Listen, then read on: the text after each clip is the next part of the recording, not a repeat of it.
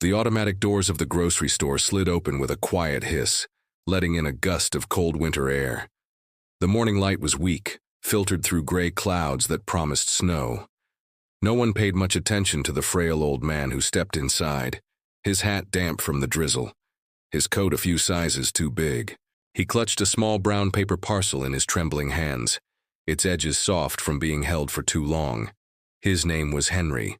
To most people in town, he was invisible, but today, Henry had a purpose.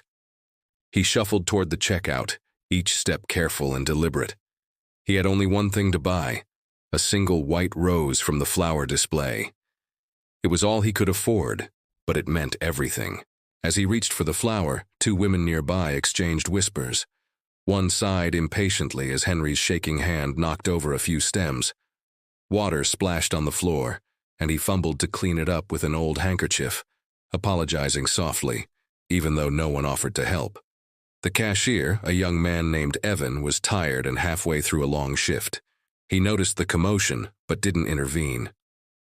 Henry finally picked up the rose, holding it with reverence, and made his way to the back of the line.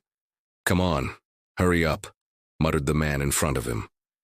When it was finally his turn, Henry placed the rose gently on the counter and reached into his pocket for a few coins wrapped in tissue paper.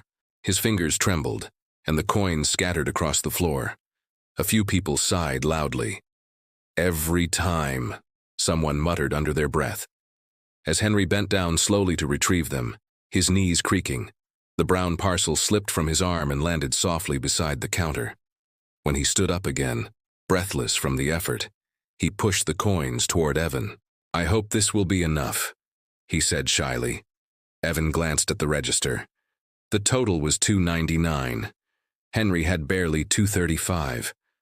I think I'm a bit short," Henry murmured. Before he could finish, the woman behind him groaned. "Can we move this along? Some of us have places to be." Henry froze, his voice growing small. "It's for my wife," he whispered. "Her birthday." The words barely carried, but Evan heard them.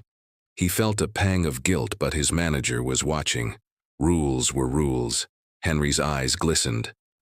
"I can put it back," he said softly. "It's all right." That's when Evan noticed the brown paper parcel on the floor. He bent to pick it up, and as his fingers brushed the paper, he saw the corner had come loose. Inside, he glimpsed a faded photograph of a smiling woman holding a baby, and behind it, a yellowed letter. He looked up at Henry, who was watching him nervously. "Sir," Evan said quietly, holding out the parcel, "you dropped this." Henry's face changed. He took the package carefully, as if it were the most precious thing in the world. "Is that your wife?" Evan asked gently. Henry nodded, his lips quivering. "She passed away 8 years ago, but every year on her birthday I bring her a white rose. It's what I did when she was alive, and it's what I'll do until—" He trailed off. Evan's throat tightened. The other customers had grown silent. The impatient woman lowered her gaze. Something had shifted. Evan quietly opened his register, took a few coins from his own tip jar, and added them to Henry's pile. "Looks like you've got just enough," he said with a small smile. Henry blinked in surprise. "Oh, thank you, son. You're very kind." As Evan wrapped the rose, Henry spoke softly. She loved white roses, said they reminded her of the first snow of winter. Evan handed him the flower. "She must have been a wonderful woman," he said. "The best," Henry replied with a faint smile. He turned and walked out into the gray morning. But he didn't make it far. Through the window, Evan saw him standing under the awning, just staring at the rose as snow began to fall. Something told Evan to go after him. He rushed outside, ignoring the confused looks from his customers. "Sir, wait," he called. Henry turned, startled. "You forgot your change," Evan said, handing him a few coins. It was an excuse. "Would you like a ride? It's snowing harder now." Henry hesitated, then smiled kindly. "That's very thoughtful, son. But I'm not going far." "Where are you going?" Evan asked. Henry looked down at the rose. "To the hill by the church, that's where she rests." They drove in silence as the world outside turned white. At the cemetery, Henry pointed to a small hill beneath a bare oak tree. "Right there," he whispered. Evan watched from the car as the old man made his slow way up the hill. He knelt beside a simple headstone, brushed away the snow, and placed the rose in front of it. Then he opened his parcel, holding up the photograph and the letter, his lips moving as he spoke softly to someone only he could hear. Snow fell around him, and Evan felt his chest tighten. He was witnessing something sacred, a love that had outlasted time itself. When Henry returned to the car, his smile was faint but peaceful. "She would have liked you," he said simply. Evan didn't know what to say. "I think I would have liked her too," he replied. Back at the store, Henry thanked him again and disappeared down the street, his silhouette fading into the snow.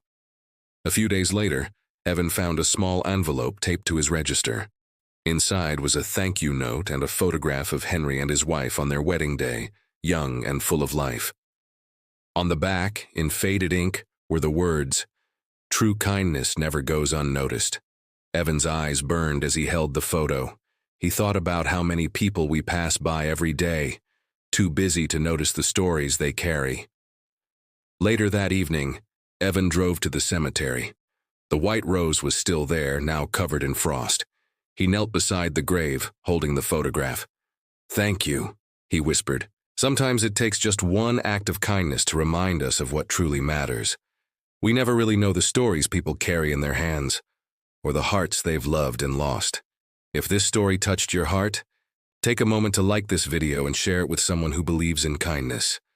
And don't forget to subscribe for more stories that remind us of the power of compassion. Comment below, would you have stopped for Henry? Your words might inspire someone else to do the same. Thank you for watching.